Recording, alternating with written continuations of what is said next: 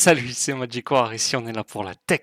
Vidéo sur l'actualité, je voulais pas faire cette vidéo là car nous on est là pour la tech, mais il pourrait y avoir des choses très intéressantes concernant Bitcoin là-dessus. Vous n'êtes pas sans savoir que les taxes vont augmenter, et notamment à l'importation chinoise, on parle actuellement de 104% de taxes, mais ça pourrait être plus très rapidement étant donné que c'est assez volatile en ce moment. Et cela va avoir un impact notamment sur le minage de Bitcoin, et je serais très curieux d'avoir votre avis là-dessus, étant donné que tout le monde est un peu en panique. Comme vous le savez, les meilleurs ASICs pour miner du Bitcoin sont fabriqués par Bitmain, qui est un fabricant chinois, et ce sont des machines qui coûtent excessivement cher, et donc il faut avoir des fermes pour être rentable. Actuellement, le plus gros mineur Bitcoin est aux États-Unis, avec près de 37%, suivi de la Chine et le Kazakhstan et le Canada, etc. Mais on peut constater que les États-Unis et la Chine représentent plus de 50% de toute l'extraction de Bitcoin. Et donc, la guerre commerciale va pouvoir s'enclencher. Vous qui paniquez avec les marchés, on peut constater que le coût d'extraction d'un Bitcoin tourne aux alentours des 80 000 dollars environ, comme 90-90 000 selon ce site. Néanmoins, peut-être que dans les fermes de minage, on est à des coûts beaucoup plus intéressants, de l'ordre de peut-être 50 ou 40 000 dollars, étant donné qu'il y a des subventions. Comme vous pouvez le constater, le coût d'extraction de Bitcoin s'effectuait aux alentours des 20 000 dollars en 2021 contre près de 80 000 dollars actuellement. Pourquoi? Car le nombre de mineurs augmente de jour en jour avec un hash rate qui a quasiment triplé en l'espace d'un an environ, et donc on est vraiment sur une courbe exponentielle. Est-ce que la hausse des taux a eu un impact sur le mining de Bitcoin? Alors non, pas spécialement. Comme on peut constater, le hash rate continue d'augmenter. Il a même augmenté quasiment de 10% en l'espace d'un mois là, dernièrement. Les mineurs sont en train de se brancher au réseau en masse. En 2019, les mineurs sont partis de la Chine pour aller rejoindre les États-Unis et le Kazakhstan. On peut revoir que la répartition mondiale a changé de façon drastique. Aux États-Unis, quasiment un tiers de la production de Bitcoin est effectuée au Texas, suivi de la Géorgie avec quasiment 10% et de New York avec quasiment 9%. Pour un mineur, les taxes douanières vont avoir un impact significatif sur les prix des différents ASICs pour s'équiper,